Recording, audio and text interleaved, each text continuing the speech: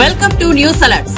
ఏపీలో అధికార వైసీపీకి ఊహించిన షాక్ తగిలింది. ఎన్నికల ఫలితాల్లో ఆ పార్టీ కన్నీ విని ఎరుగని రీతిలో ఓటమి పాలైంది. టీడీపీ నేతృత్వంలోని కూటమికి ఆంధ్ర ప్రజలు పట్టం కట్టారు. ఎన్డీఏ కూటమిలోని టీడీపీ 135, జనసేన 21, బీజేపీ 8 చోట్ల విజయం సాధించాయి. వైసీపీ 11 సీట్లకే పరిమితమైంది. 175 సీట్లకు గాను టీడీపీ కూటమి ఏకంగా 164 సీట్లతో అధికారాన్ని కైవసం చేసుకుంది. అటు లోక్సభలోని 25 స్థానాలకు గాను టీడీపీ కూటమి 21 చోట్ల విజయం సాధించింది. ఇందులో టీడీపీ 16 స్థానాల్లో గెలిస్తే బీజేపీ 3 చోట్ల, జనసేన 2 స్థానాల్లో విజయం సాధించింది. ఇక అధికార వైసీపీ 4 స్థానాలకే పరిమితమైంది. ఇదిలా ఉంటే అసెంబ్లీ ఎన్నికల్లో ఘోర పరాజయం పాలైన వైసీపీ 8 ఉమ్మడి జిల్లాల్లో అసలు ఖాతానే తెరవలేకపోయింది. తూర్పు గోదావరి, పశ్చిమ గోదావరి, కృష్ణా, శ్రీకాకుళం, విజయనగరం, అనంతపురం, గుంటూరు, నెల్లూరు జిల్లాలోని నియోజకవర్గాల్లో ఆ పార్టీ ఒక్కచోట కూడా గెలవలేదు. ఆయా జిల్లాలను కూటమి పార్టీలు క్లీన్ స్వీప్ చేశాయి.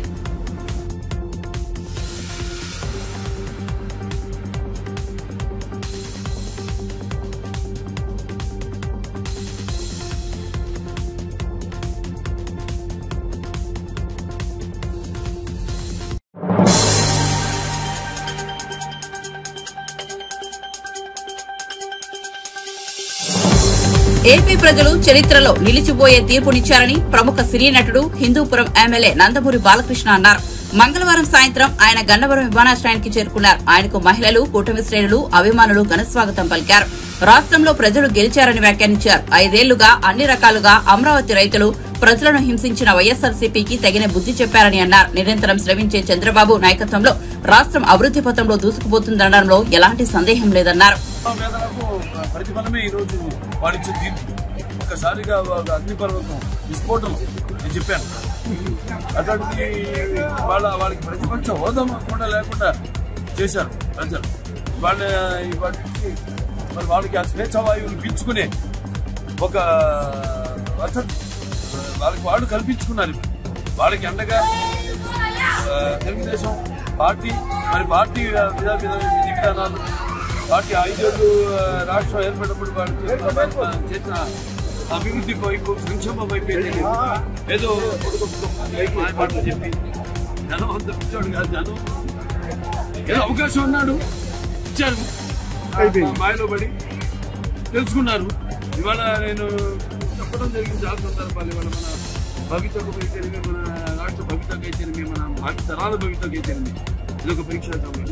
ఇదే ఆఖరి పరాణం. నిజమా మనమంతా మన రాష్ట్ర అభివృద్ధితో మీరందరూ కూడా పాల్పంచుకోవడానికి ఒక మంచి అవకాశాన్ని కానీ మీకు అవకాశాలు కల్పించడం, లేకపోతే మీకోసం సంక్షేమ అభివృద్ధి చేయడం అవకాశం మాకు కల్పించడం అనుకుంటారు. లేదా అయిపోయింది, రాష్ట్రాన్ని వదిలి వెళ్ళిపోవాలి. అటువంటి ప్రజలు ఇచ్చిన తీర్పుకి ఇది ఒక మామూలు తీర్పు కాదు, మళ్ళీ చరిత్ర నుంచి పోయే తీర్పు. ఇక జనం కూడా ఇచ్చే ఈ ఒక అన్ప్రెసిడెంటెడ్ మ్యాండేట్తో వాడు ఇచ్చిన తీర్పుతో మనకి అర్థమైపోయింది. ఇప్పుడు ఏంటంటే ఇక ఎవరికి సహనం అన్నది కావాల్సింది. మనకు కావాల్సింది ఆన్ ద స్పాట్ కళ్ళ ముందు గడిపే అభివృద్ధి కానీ వాళ్ళకి అందేసింది. అది వాడు తెలుసుకుంది.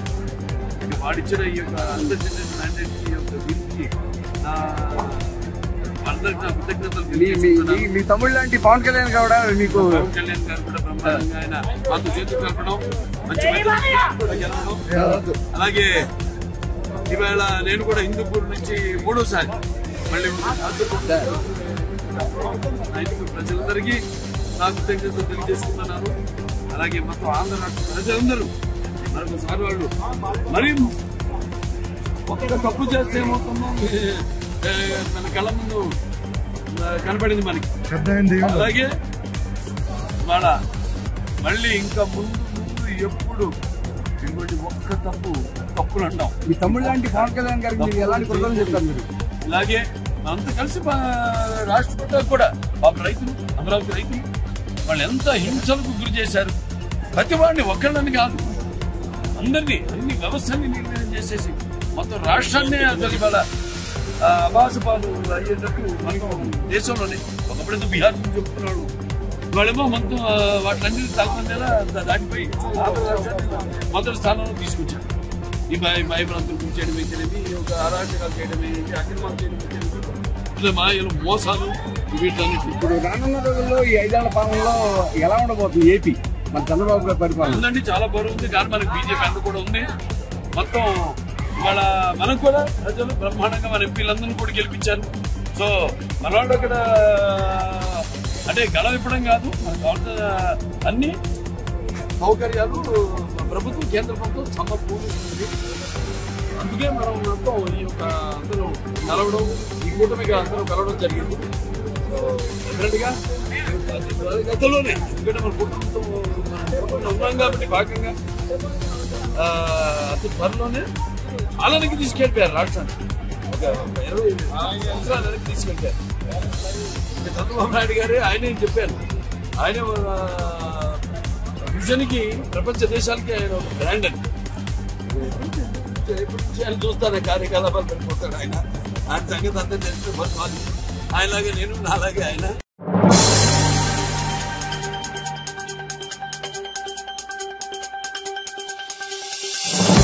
పంతొమ్మిది 1962 తర్వాత ఏ ప్రభుత్వం కూడా మరోసారి అధికారంలోకి రాలేదని, మరోసారి గెలిచి ఎన్డీఏ చరిత్ర సృష్టించిందని ప్రధాని నరేంద్ర మోదీ అన్నారు. ఆంధ్రప్రదేశ్ లో చంద్రబాబు నాయకత్వంలో గొప్ప గెలుపును సాధించామన్నారు. రాష్ట్రాలలో ఎన్డీఏకు గొప్ప విజయం దక్కిందని పేర్కొన్నారు. ఏపీ, ఒడిశా, అరుణాచల్ ప్రదేశ్, సిక్కిం రాష్ట్రాలలో చరిత్రను సృష్టించామన్నారు. ఏపీ, ఒడిశా రాష్ట్రాల ప్రజలకు ఆయన శుభాకాంక్షలు తెలిపారు. ఎన్నికల ఫలితాల నేపథ్యంలో ప్రధాని మోదీ మాట్లాడుతూ భారత ప్రజాస్వామ్యం ప్రపంచానికి ఆదర్శమన్నారు. కశ్మీర్లో రికార్డు స్థాయిలో ఓటింగ్ జరిగిందని వెల్లడించారు. బీజేపీకి దేశ ప్రజలు అద్భుత విజయం అందించారని వ్యాఖ్యానించారు. राष्ट्र प्रथम की इसी भावना की वजह से जम्मू कश्मीर से 370 हटी, जीएसटी और आईबीसी जैसे रिफॉर्म हुए, बैंकिंग रिफॉर्म हुए। हमने राष्ट्र हित को हमेशा सबसे आगे रखा। आप याद करिए, कोरोना का इतना बड़ा संकट आया, हमने वही फैसला लिया जो देश हित में था, जनहित में था। हमने हर दबाव से अलग हटकर कदम उठाया और इसी का नतीजा है आज भारत दुनिया की सबसे तेजी से विकसित होती बड़ी इकोनॉमी है। राष्ट्र प्रथम की यही भावना भारत को आत्मनिर्भर बनाएगी। साथियों, हमारे सामने एक महान संकल्प है, विकसित भारत का संकल्प। 10 साल के बाद लगातार तीसरी बार जनता जनार्दन का प्यार, उनका आशीर्वाद हमारा हौसला बढ़ाता है, हमारे संकल्प को नई मजबूती देता है, नई ऊर्जा देता है। हमारे विरोधी एकजुट होकर भी उतनी सीटें नहीं जीत पाए जितनी लोकसभा चुनाव में अकेली बीजेपी ने जीती है।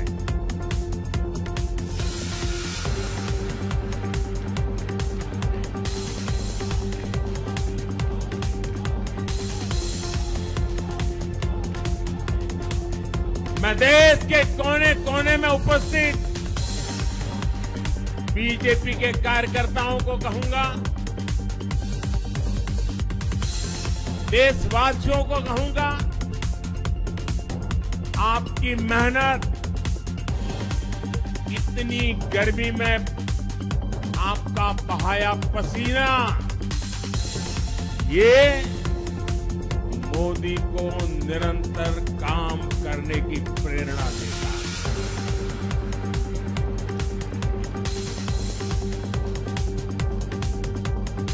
और मैं देशवासियों का दोबारा दोहराना चाहता हूं, अगर आप 10 घंटे काम करेंगे तो मोदी 18 घंटे काम करेंगे। आप 2 कदम चलेंगे मोदी 4 कदम चलेगा। हम भारतीय मिलकर चलेंगे।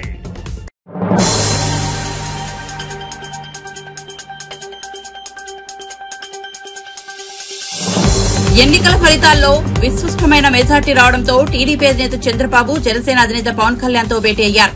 గుంటూరు జిల్లా మంగళగిరిలోని జనసేన కార్యాలయానికి వచ్చిన చంద్రబాబుకు పవన్ సాదర స్వాగతం పలికి శాల్వాతో సత్కరించారు. ఈ సందర్భంగా ఇరువురు నేతలు పరస్పరం అభినందనలు తెలియజేసుకున్నారు. చంద్రబాబుకు పవన్ కళ్యాణ్ తన కుమారుడు అఖీరాను చంద్రబాబుకు పరిచయం చేశారు. ఈ సందర్భంగా అఖీరా చంద్రబాబు ఆశీర్వాదం తీసుకున్నారు.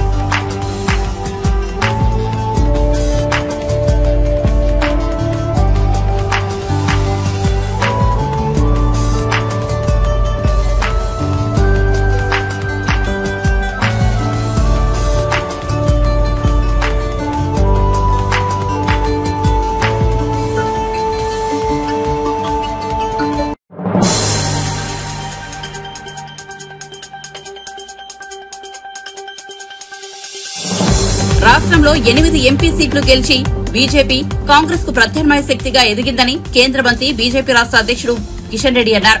ఇదే ఉత్సాహంతో రాబోయే రోజుల్లో అధికారంలోకి వచ్చి తీరుతామని ధీమా వ్యక్తం చేశారు. ఈ ఎన్నికల్లో బీఆర్ఎస్ ఒక్క సీటు కూడా గెలుచుకోలేదన్న ఆయన గులాబీ పార్టీ కంచుకోటుగా భావించే మెదక్ పార్లమెంట్ సెగ్మెంట్ గా బద్దలు కొట్టామన్నారు. అధికార కాంగ్రెస్ కు 50 ఓట్లు కూడా రాలేదు. ఈసారి వారి పరిపాలనకు రెఫరెండంగా సీఎం రేవంత్ రెడ్డి ప్రకటించారు. మరి ఇప్పుడేం సమాధానం చెబుతారని ప్రశ్నించారు. మంగళవారం రాత్రి బీజేపీ రాష్ట్ర కార్యాలయంలో కిషన్ రెడ్డి మీడియాతో మాట్లాడారు. గత 10 సంవత్సరాలుగా మేము అనేక కార్యక్రమాలు చేపట్టాము. అవి అభివృద్ధికి సంబంధించినటువంటి విషయాలు కావచ్చు, విధానపరమైన విషయాలు కావచ్చు, దేశ గౌరవాన్ని పెంచేటువంటి విషయాలు కావచ్చు, వాటిని మరింత పట్టుదలతో మరింత అంకిత భావంతో భవిష్యత్తులో మోడీ గారి నాయకత్వంలో ముందుకు తీసుకెళ్తామని చెప్పి కోరుకుంటూ నేను ఎన్నికల్లో భారతీయ జనతా పార్టీని ఆదరించినటువంటి ఓటరు మహాశయులందరికీ కూడా నేను హృదయపూర్వకమైనటువంటి కృతజ్ఞతలు తెలియజేస్తాను. అదేవిధంగా మండు చెడ్డలను కూడా లెక్క చేయకుండా భారతీయ జనతా పార్టీ కార్యకర్తలు, నాయకులు సుమారు గత 4 నెలల నుంచి మరి ఎంతో కష్టపడి పనిచేయడం జరిగింది. కార్యకర్తల యొక్క కష్టము, ప్రజల యొక్క ఆశీస్సులే ఈరోజు ఈ ఫలితాలను మాకు తెచ్చిపెట్టాయి. కాబట్టి నేను పార్టీ కార్యకర్తలకు, నాయకులకు కూడా రాష్ట్ర భారతీయ జనతా పార్టీ తరఫున మరి హృదయపూర్వకమైనటువంటి కృతజ్ఞతలు పార్టీ కార్యకర్తలకు మీ ద్వారా కూడా తెలియజేస్తా ఉన్నానని ఈ సందర్భంగా పనిచేస్తూ మరి ఈరోజు మనం చూస్తూ ఉన్నాం. ఇటీవల జరిగినటువంటి 4 రాష్ట్రాలలో ఎన్డీఏ భాగస్వామ్య పార్టీల అధికారంలో రావడం జరిగింది. అరుణాచల్ ప్రదేశ్, ఒరిస్సాలో భారతీయ జనతా పార్టీ నేతృత్వంలో అధికారంలోకి వచ్చాం. అదేవిధంగా సిక్కింలో కానీ, ఆంధ్రప్రదేశ్లో కానీ ఎన్డీఏ నాయకత్వంలో అధికారంలో రావడం జరిగింది. కొత్తగా 2 రాష్ట్రాలు ఈరోజు ఎన్డీఏ నేతృత్వంలో అధికారంలో రావడము చాలా సంతోషకరమైన అంశము. అదేవిధంగా ఆంధ్ర రాష్ట్రంలో కూడా అక్కడి ప్రజలు మరి నరేంద్ర మోడీ గారి నాయకత్వంలో కానీ, అక్కడ ఉన్నటువంటి చంద్రబాబు నాయుడు నాయకత్వంలో కానీ, జనసేన అధినేత అయినటువంటి పవన్ కళ్యాణ్ గారి నాయకత్వంలో కానీ మరి అద్భుతమైనటువంటి మెజారిటీ ఆంధ్రప్రదేశ్లో కూడా ఇవ్వడం జరిగింది. నేను ఒక తెలుగు రాష్ట్రానికి సంబంధించినటువంటి రాష్ట్ర అధ్యక్షుడిగా, కేంద్ర మంత్రిగా ఆంధ్రప్రదేశ్ ప్రజానీకాన్ని కూడా మరి హృదయపూర్వకమైనటువంటి కృతజ్ఞతలు తెలియజేస్తా ఉన్నాను. తప్పకుండా రానున్న రోజుల్లో మరి దేశవ్యాప్తంగా కూడా అభివృద్ధి విషయంలో మరింత వేగవంతంగా, మరింత నిర్మాణాత్మకంగా ముందుకెళ్తామని ఈ సందర్భంగా మనం చేస్తాం.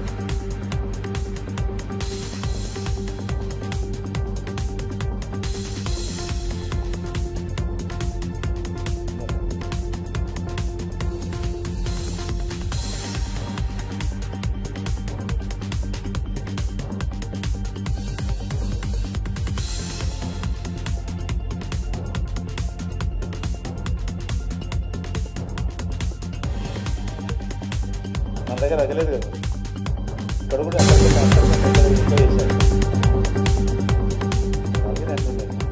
అదే కారణం అంటే అనేక కారణాలు ఉంటాయి. ఉదాహరణకు సికింద్రాబాద్లో కాంగ్రెస్ పార్టీ ప్రధాన పోటీ కాదు, నాకు కాంగ్రెస్ ముసుగులో మజ్లిస్ పార్టీ ప్రధానమైనటువంటి పోటీ సికింద్రాబాద్.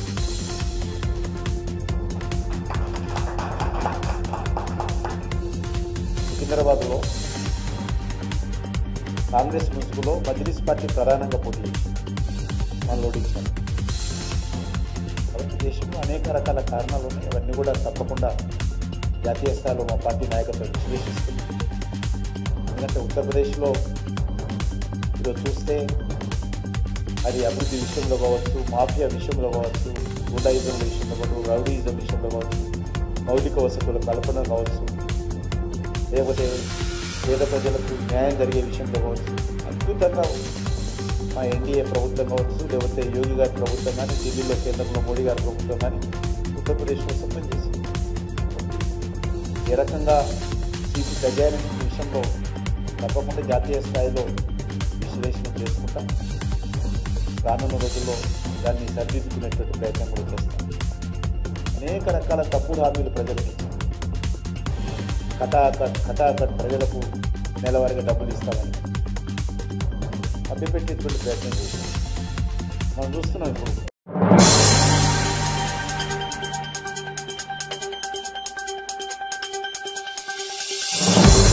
జనసేనాని పవన్ కళ్యాణ్ పిఠాపురంలో జయకేత్రం ఎగురవేయడం పట్ల ఆయన మాతృమూర్తి అంజనాదేవి స్పందించారు. తనయుడు విజయం పట్ల ఆమె సంతోషం వ్యక్తం చేశారు. రాజకీయాల్లో మా అబ్బాయి పడిన కష్టాలకు ఆ దేవుడు మంచి ఫలితాన్ని ఇచ్చాడని అన్నారు. ఈ రోజు నుంచి గాజు గ్లాస్ లోనే టీ తాగుతానంటూ తన కుమారుడి గుర్తు అయిన గాజు గ్లాస్ ను ప్రదర్శించారు. అందులో ఉన్న టీని హాయిగా తాగేశారు. దీనికి సంబంధించిన వీడియో సామాజిక మాధ్యమాల్లో సందడి చేస్తోంది. ఎందుకంటే మా అబ్బాయి రాజకీయాల్లో వాడు బిడ్డయ్యాడు. వాడు పడ్డ కష్టానికి భగవంతుడు మా అబ్బాయితో మంచి ఫలితం ఇచ్చాడు. అందుకు చాలా సంతోషంగా ఉందమ్మా. ఈ రోజు నుంచి గాజు గ్లాసులో టీ తాగుతాను.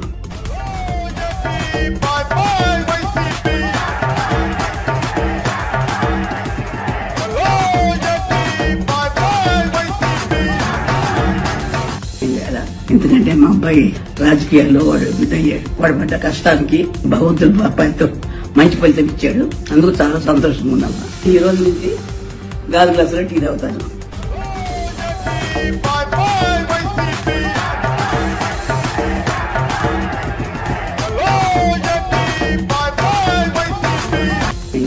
ఎందుకంటే మా అబ్బాయి రాజకీయాల్లో వాడు బిడ్డయ్యాడు. వాడు పడ్డ కష్టానికి భగవంతుడు మా అబ్బాయితో మంచి ఫలితం ఇచ్చాడు. అందుకు చాలా సంతోషంగా ఉందమ్మా. ఈ రోజు నుంచి గాజు గ్లాసులో టీ తాగుతాను.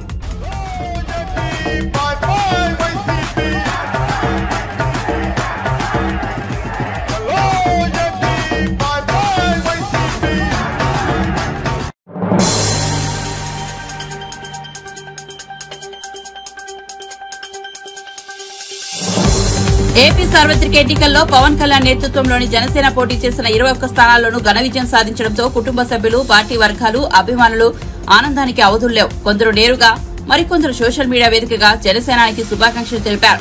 ఇక మంగళవారం ఎన్నికల ఫలితాలు వచ్చిన వెంటనే పవన్ మంగళగిరికి చేరుకున్నారు. ఆయన వెంట హీరో సాయి ధరమ్ తేజ్తో పాటు పవన్ తనయుడు అఖిరానందన్ కూడా ఉన్నారు. అయితే మంగళగిరి చేరుకున్నాక సాయి తేజ్ ఉత్సాహంతో తన మేనమామ పవన్ ను గట్టిగా హత్తుకుని మరోసారి తన ఆనందాన్ని వ్యక్తం చేశారు. అనంతరం ఎత్తుకుని మరీ శుభాకాంక్షలు తెలిపారు. దీనికి సంబంధించిన వీడియోను సాయి షేర్ చేస్తూ మీ గెలిపే మా పొగరు, జనసేనాని పవన్ కళ్యాణ్ నా హీరో గురువు అని పవన్ పై ఉన్న ప్రేమను మరోసారి చాటుకున్నారు. ప్రస్తుతం ఈ వీడియో నెట్టింట తెగ వైరల్ అవుతోంది. అభిమానులు నెటిజన్లు దీనిని తెగ షేర్ చేస్తూ కామెంట్లతో హోరెత్తిస్తున్నారు.